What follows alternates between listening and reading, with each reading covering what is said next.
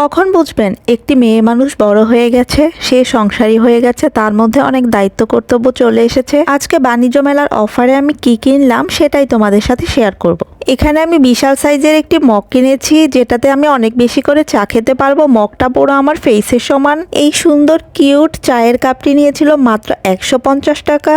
এটার ভিতরেও ছিল একটি সুন্দর কিউট বাটি, যেটা আমি অফারে কিনেছিলাম। এটার প্রাইসটা আমার মনে ছিল না। আমার ঘর ভর্তি কাচের জিনিস থাকতেও আমি এত এত কাচের জিনিস কেন কিনি বলেন তো? যেটা আমার চোখের সামনে পড়ে, আমার ভালো লাগে, সেটাই আমি কিনি। আমি যেহেতু রান্না করতে অনেক বেশি পছন্দ করি, আর অফারে আমি এই মশলাগুলো কিনেছি। এই মশলাটা কিন্তু আপনারা সব সবজি ভাজিতে ইউজ করতে পারবেন। যে কোনো সুপার শপে এই চিলি ফ্লেক্স গুলো 70 টাকা, আর এটা কিনেছি আমি মাত্র 40 টাকা দিয়ে অফারে। আর এই বড় সাইজের দুইটা বাথরুম ক্লিনার ছিল মাত্র 120 টাকা।